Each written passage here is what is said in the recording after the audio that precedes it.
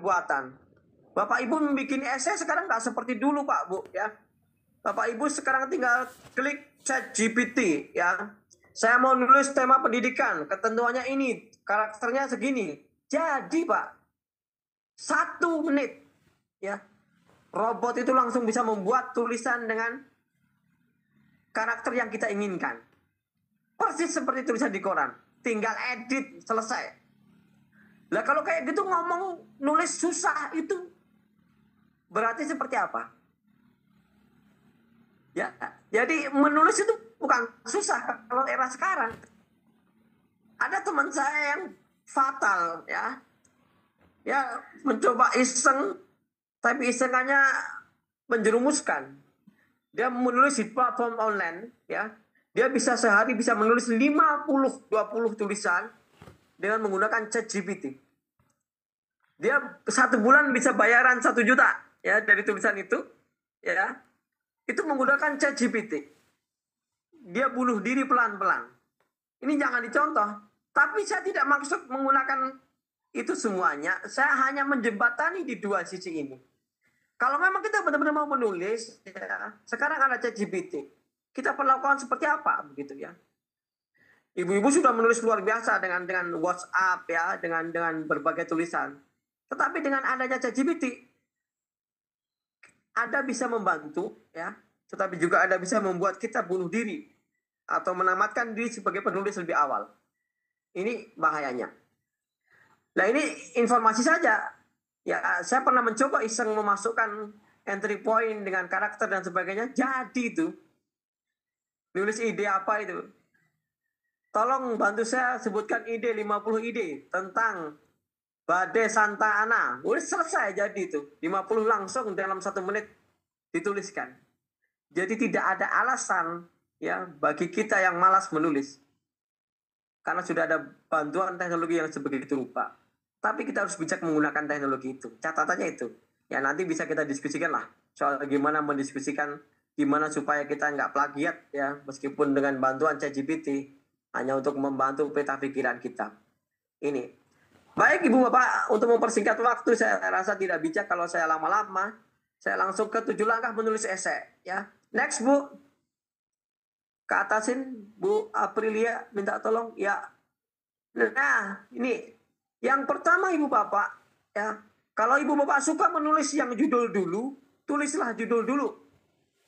Ya, jangan tulis tulisannya dulu. Kalau lebih suka judulnya. Saya termasuk yang suka judulnya dulu.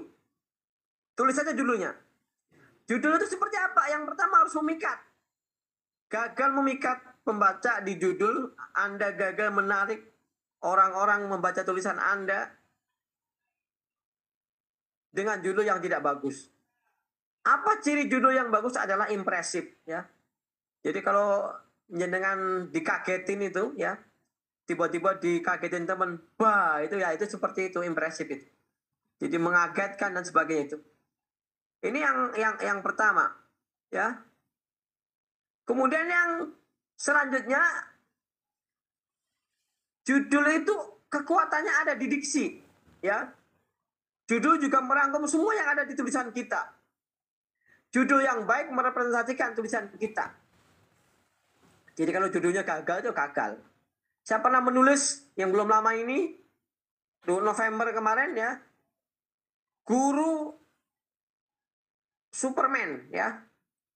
Guru kita itu adalah guru-guru Superman. Udah rela digaji dikit ya. Kerjaannya dikasih paling banyak disalahin dan lain sebagainya. Itu dimuat di Bangkapos. Itu luar biasa ya. Tapi belum dapat respon dari kementerian. Biasanya dapat respon dari kementerian ditransferin honornya. Itu seperti itu. Jadi itu soal judul. Judulnya gagal. Maka jangan main-main di judul ya. Seperti Bu Silvi tadi sudah menunjukkan judul yang bagus, guru yang tidak biasa itu luar biasa. Maka kita setiap hari guru terkenang-kenang tulisannya Bu Silvi ya. Karena menjadi guru yang tidak biasa. Ada judul yang bagus, belum lama kemarin ditulis di Kompas, guru badut ya. Ada guru di Semarang itu memang dia menyambi profesi badut dan menjadi orang kaya. karena profesi badutnya, bukan karena profesi gurunya. Nah, itu dimetaforakan dengan guru konten kreator yang kayak badut. Itu masuk di Kompas. Yang tulis seorang guru. Next. Yang kedua ya ada 7. Yang pertama judul, yang kedua lead atau kepala. Kalau Anda mau bertamu ke rumah seseorang, maka Anda membuka pintu ya pertama kali. Lead itu adalah pertama kali kita membuka pintu. Kesan rumah itu apa, seperti apa, suasananya ya, kemudian dalamnya. Belum sampai ngelihat dalam, baru ngelihat ruang tamu. Wah, ini rumahnya sejuk ya. Ruang tamunya bagus, penghuninya ramah. Ini dari lead. Ketika lead kita bagus, lead itu apa toh? Lead itu kalimat pembuka, ya Bapak Ibu.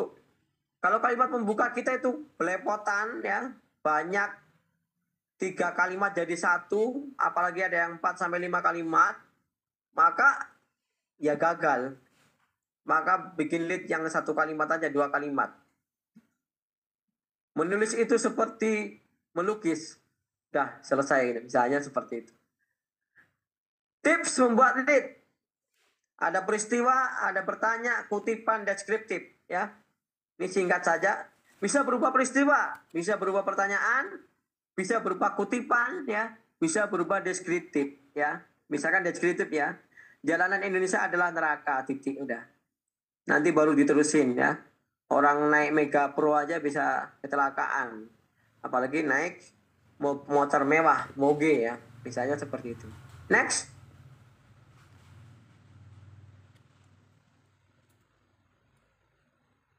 Ya, yang ketiga setelah judul adalah pentingnya kalimat utama. Kalimat utama adalah kunci membuka kalimat berikutnya. Jadi kalau setiap paragraf itu ada 1 kalimat utama, kita bikin 10 paragraf, usahakan 10 kalimat utama itu tidak boleh gagal. Dia kunci keberhasilan kalimat utama itu dia menjadi kalimat inti, ya, kalimat penjelasnya. Jangan sampai kebalik ya. Kebalik ini bisa repot. Seperti itu. Next.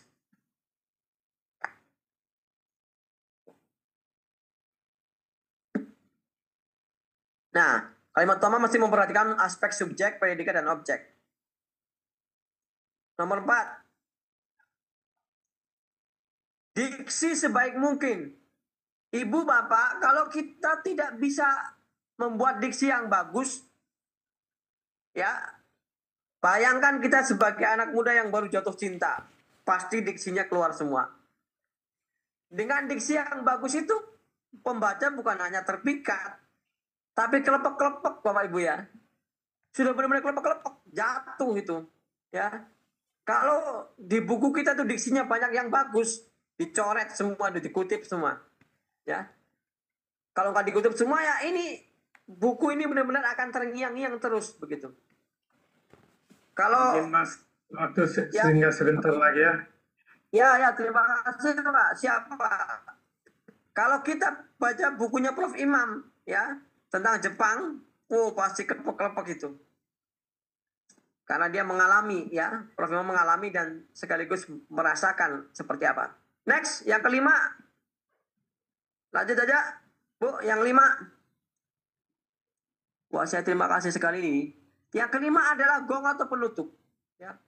Penutup itu kunci ya di akhir tulisan. Buat pembaca terkesan dan terngiang-ngiang dengan gong kita ya.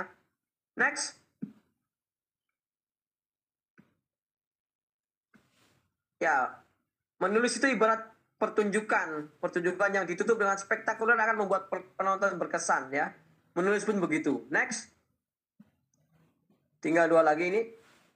Terus ya 6 soal edit, jangan lupa ini yang paling jarang dilakukan kita adalah melakukan edit sendiri ya setelah tulisan jadi.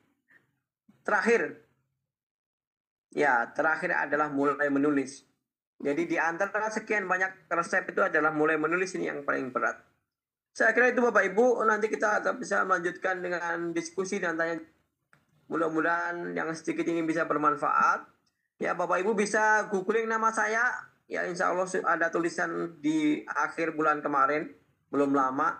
Jadi benar tadi kata Pak Abu Nawas ya, kata Pak Suhud ya, Prof Suhud ya, bahwa kita sudah mencicil tentang bagaimana kita muncul di online ataupun offline ya dengan tulisan-tulisan kita. Terima kasih banyak ya. Assalamualaikum warahmatullahi wabarakatuh. Terima kasih Bang Arif yang sangat luar biasa bersemangat. Dan seterusnya